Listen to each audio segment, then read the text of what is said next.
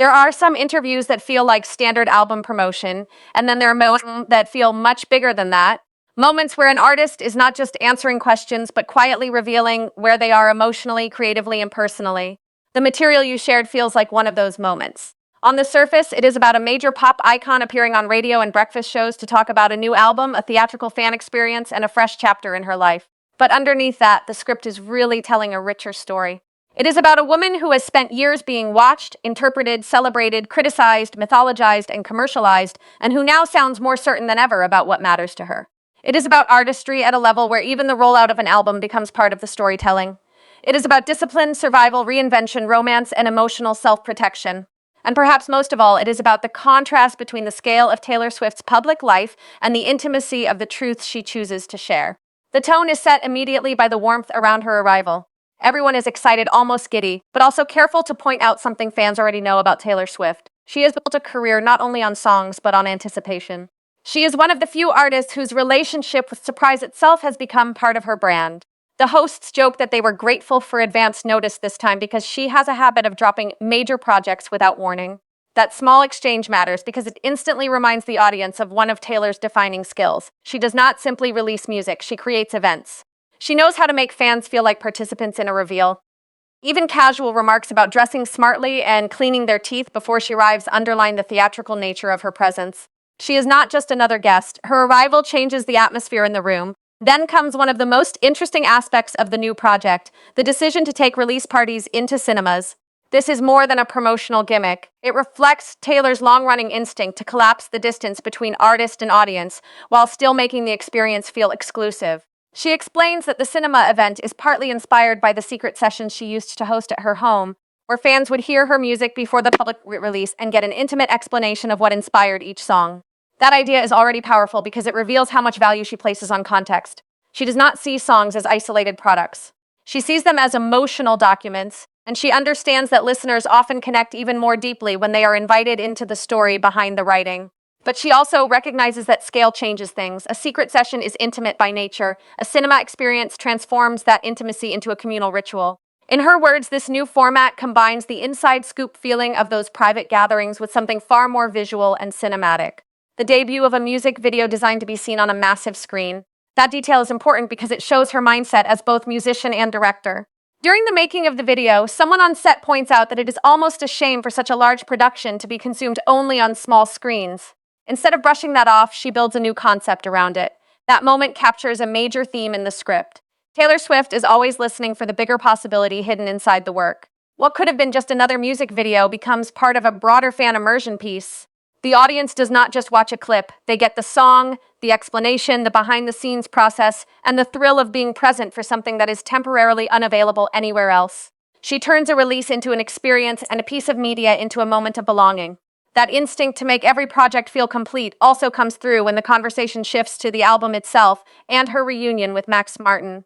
The mention of him naturally invites comparisons to one of the most beloved phases of her career, especially because their past work together helped define a pop era many fans still adore.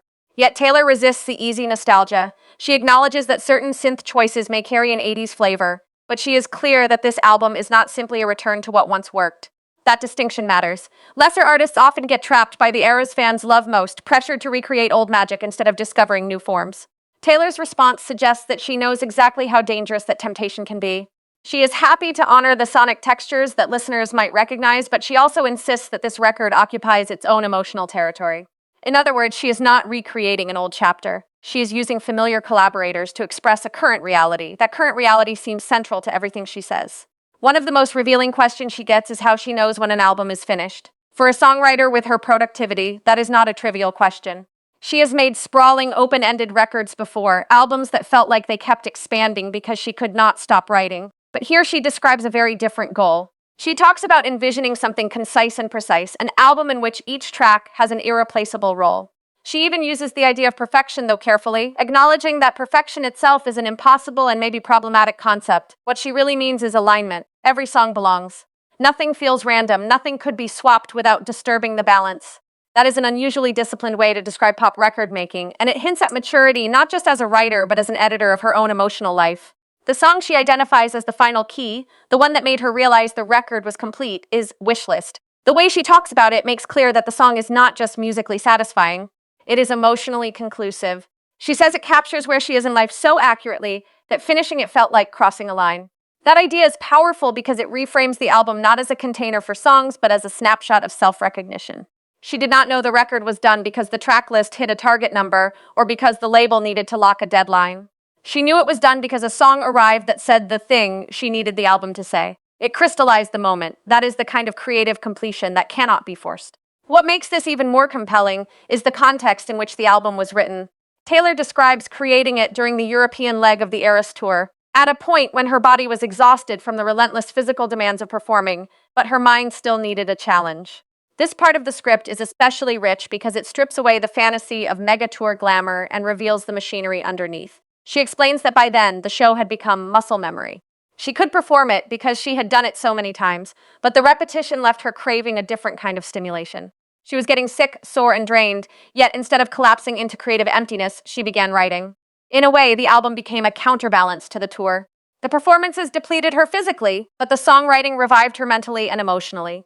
She needed something that reawakened her brain. So she wrote, "That is one of the most striking insights in the entire material because it reframes creativity as survival." The album was not merely squeezed into a busy schedule by an unstoppable star with supernatural work ethic. It served a psychological function. It gave her a secret project, a place to put thought and feeling while the public saw only the polished spectacle of the tour. There is something almost poetic about that. Night after night, millions saw the giant production, the costumes, the choreography, the era-spanning mythology. Meanwhile, in hotel rooms and hidden hours, another body of work was being formed, one that she describes private fuel. The songs gave her excitement to carry back onto the stage. They created inner motion when the outer routine risked becoming automatic. The script keeps returning to the difference between what the public sees and what the artist experiences. Nowhere is that clearer than in her reflections on the tour itself. She admits it was fun, even a blast, but she is equally honest that it was an astonishing challenge. She invokes advice from Stevie Nicks, "Do not threaten the show." That phrase becomes almost a philosophy. For 2 years, her job was to get herself to the stage and deliver everything to the crowd for 3.5 hours, no matter what. Do not get sick. Do not let outside noise into your head. If you are sick, perform anyway. If you are hurt, act as if you are not. If you are emotionally overwhelmed, compartmentalize and proceed. What she describes is not simply professionalism, it is a kind of ritual self-command. The crowd becomes the center, the audience is king, the performer serves the show.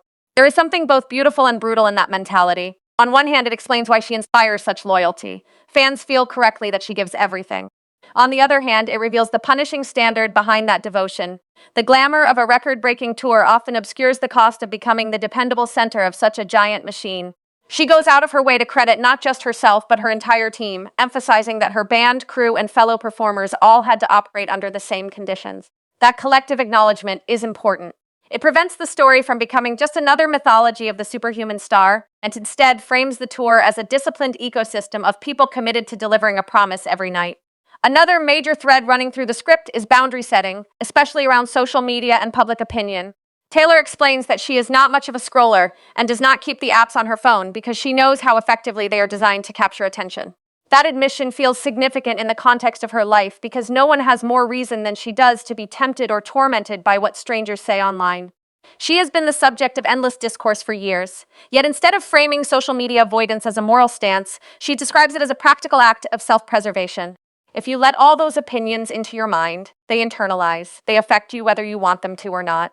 So she chooses hobbies, baking, planning fan experiences, and a calmer life over constant exposure to algorithms built around emotion, conflict, and reaction. This part of the material speaks to something bigger than celebrity wellness. It reflects a modern understanding of attention as a contested territory. Taylor articulates that today's digital environment monetizes attention, rage, and drama. In that kind of world, choosing peace is not passive, it is active resistance. She seems to understand that protecting the inner life is now one of the most radical things a person can do, especially if that inner life is also the source of the art people consume. Her refusal to let the internet dictate her emotional state is deeply connected to her ability to keep writing honest songs. She is not saying she lives in denial. She is saying she chooses what kind of reality gets access to her nervous system. That self-protection also helps explain the emotional tone of the album as it is described in the interviews. Again and again, she emphasizes that this record feels unusual because there is no long lag between the writing and the release. In the past, she has finished an album, then entered a lengthy production and rollout process involving manufacturing, planning, and strategy. By the time the music arrived, her personal life might have changed dramatically. She cites her previous record as an example of this dislocation, noting that when it came out, she was already in a completely different phase of life. This time, the album matches the moment. The songs reflect exactly where she still is. That gives the project a distinctive immediacy. It is not a diary published after the fact. It feels like a live emotional transmission. That freshness seems to be one reason she sounds so relaxed and enthusiastic while talking about the songs. She is not explaining old wounds from a distance. She is discussing a present emotional landscape. That is why she calls the album a total snapshot of her life right now. For fans, that promise incredibly powerful. It suggests access not to a curated retrospective, but to a living state of mind. For Taylor herself, it may also feel liberating. There is less friction between the person being interviewed and the person who wrote the songs. The project is current enough that she does not have to perform historical detachment. When the conversation turns to individual songs and standout lyrics, the script reveals the dual nature of her writing. On one level, she loves language itself. She points to a line from Father Figure about paying the check before it kisses the mahogany grain, and the excitement in her explanation is all about phrasing. She delights in lines that require the listener to pause, decode, and then experience the small pleasure of understanding. That tells us a lot about her relationship to songwriting. She is not only interested in confession, she is fascinated by precision, texture, and surprise. She likes images that land in the mind a second later and then bloom. On another level, some songs are more directly confessional or philosophical. She describes the life of a showgirl as containing a kind of manifesto about surviving the industry. The song, as she frames it, involves meeting an idol who does not simply inspire you but warns you. Instead of offering glamour, this older figure offers honesty about how hard the path really is. And still, you do it anyway. That tension is fascinating because it captures a truth about ambition. People often continue toward difficult dreams even after being shown the cost. The warning does not always discourage them. Sometimes it deepens their resolve. Taylor seems to connect that idea directly to the Eras Tour and the discipline it demanded. In her telling, the performer's task is not to protect her comfort but to serve the audience. The crowd becomes the moral center of the labor. Then there are the songs that take emotion and transform it through literary or symbolic frameworks. The Fate of Ophelia is a strong example. Taylor explains that she has always been drawn to Shakespearean characters, especially tragic female figures, and often cannot accept the endings they are given. This instantly recalls an older instinct in her songwriting, the urge to rewrite doomed narratives into survivable ones. In the new song, Ophelia becomes more than a literary reference. She becomes a metaphor for the emotional destruction that love can cause when it becomes madness, despair, or helplessness. Taylor flips that narrative by describing a love that rescues rather than ruins. The hook about being saved from Ophelia's fate suggests that the right relationship can interrupt old patterns, pulling someone away from a psychological destiny that once seemed inevitable. What makes that especially effective is the language blend she describes. Some lines lean into elevated, almost theatrical phrasing rooted in Shakespearean atmosphere, while others suddenly snap into modern vocabulary. That contrast matters because it mirrors the emotional experience of the song. Love can feel mythic and ordinary at the same time. One minute it is purgatory, graves, crowns, vines, and fate. The next minute it is hands, team, vibes, and presence. Taylor's writing often thrives in exactly that friction, where old world drama and contemporary speech collide. The effect is to make big feelings feel both timeless and immediate. Opal Light seems to serve a different purpose in the album's emotional architecture. In the discussion around it, Taylor describes a song about forgiving yourself for what did not work out. This is not simply a breakup song or a regret song. It is about the painful but necessary realization that not knowing is part of living. She plays with the old phrase, when you know, but instead of using it to romanticize certainty, she highlights the opposite experience. When you do not know, you know that too. There is almost comic clarity in that observation, but also compassion. Not every relationship or life path needs to become the grand answer. Sometimes the growth comes from surviving uncertainty rather than conquering it. That theme of self-forgiveness is one of the most mature ideas in the whole script. The song appears to argue that what feels like a setback can become momentum depending on how you respond. Failures, detours, and disappointments may actually propel a person forward in wisdom, perspective, and resilience. That perspective aligns neatly with the broader portrait Taylor is painting of herself at this stage, someone less interested in spectacle for its own sake and more invested in emotional intelligence. She is not denying pain, she is metabolizing it. She wants to turn experience into wisdom rather than identity wounds into permanent narratives. And then there is Wish List, which seems to function almost like the emotional center of this imagined album era. The excitement around one line in particular, just give me a best friend who's hot, gives the song an immediate, cheeky charm, but beneath the humor is a fairly profound romantic ideal. Taylor talks about it openly. The goal is to find someone who makes you laugh, feels like your best friend, and also attracts you. The blunt simplicity of that idea is part of its power. After years of public fascination with who she dates, what relationships mean, and how they appear in the songs, She distills the desire into something almost disarmingly human. Not a fantasy prince, not an aesthetic accessory. A best friend who is hot, someone fun, someone alive, someone who makes ordinary life feel like a party even when no one else is around. This is where the script begins to weave romance more directly into the overall narrative. The references to the engagement ring, the joking exchange about hot gay friends, the wedding talk, the mention of Ed Sheeran potentially singing at the ceremony, all contribute to a softer and more domestic mood. The superstar remains charismatic and funny, but the emotional charge of these moments comes from how unguarded she seems. The conversation suggests someone who is not merely in love, but secure enough in that love to joke about it publicly without sounding performative. The relationship is framed not as tabloid fuel, but as a lived source of joy. That impression becomes even stronger in the more dramatic closing narrative you included, the one that shifts into a newsroom setting and claims that Taylor became emotional while talking about Travis Kelce. Whether we treat that as a newsy monologue, a dramatized voiceover, or a stylized piece of celebrity storytelling, its emotional function is obvious. It tries to crystallize what this whole script has been building toward, the idea that after years of having every relationship turned into public text, Taylor may finally feel held by someone who does not make her feel like a storyline. The specific image is striking. After a London show, she is exhausted, emotionally falling apart, and Travis enters, clears the room, and simply holds her without saying anything. No speech, no performance, no conditions, just presence. That image works because it directly opposes everything else in her life. Her public world is full of noise, interpretation, staging, and demand. The backstage embrace, by contrast, is silent. It is not about optics, it is not for cameras, it is not even about language. The comfort comes from the absence of performance. According to this telling, that is what makes him different. He is not another chapter to be consumed. He is the person with whom she stops needing to be Taylor Swift. She becomes herself again. Whether one reads that as romance, relief, or symbolic healing, it is clearly intended to land as the emotional climax of the story. There is another important contrast at work here, too. Earlier in the interviews, Taylor describes operating from the principle that the show must go on. No matter how sick, sore, or exhausted you are, you deliver for the crowd. The final emotional image suggests a place beyond that principle, a private zone where she no longer has to perform. That is why the phrase safe space resonates so strongly in the script. For someone whose life has been organized around spectacle, a safe space is not just romantic, it is revolutionary. It means the existence of a relationship where she is not required to be invincible, articulate, dazzling, or strategic. She can be depleted, she can be wordless, she can just be held. Taken together, the material paints a portrait of Taylor Swift at a point where multiple identities are coexisting more fluidly than before. She is the businesswoman calculating release experiences. She is the auteur thinking visually about how a music video should be seen.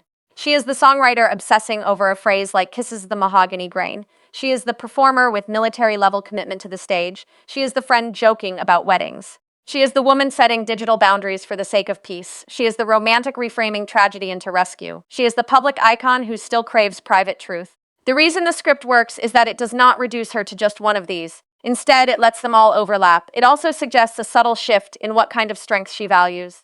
For much of her public life, strength has often been framed in terms of productivity, cleverness, reinvention, and resilience under attack. Those qualities are still very much here. But this material introduces a quieter kind of strength, discernment, the ability to know when an album is done, the ability to say no to the noise of social media, the ability to transform fatigue into creativity, the ability to admit uncertainty, the ability to receive love without turning it into mythology too soon. Even the repeated emphasis on hobbies and peace points in that direction. The strongest version of herself may no longer be the most exposed or the most reactive. It may be the most grounded. If this were being used as a video script, that would be the deeper takeaway. Yes, the album rollout is exciting. Yes, the cinematic fan events sound huge. Yes, the songs appear to range from literary to intimate to infectious. Yes, the romance and wedding hints will inevitably capture public attention. But the real story inside all of it is that Taylor sounds unusually aligned. Her work, her current life, and her emotional language all seem to be pointing in the same direction.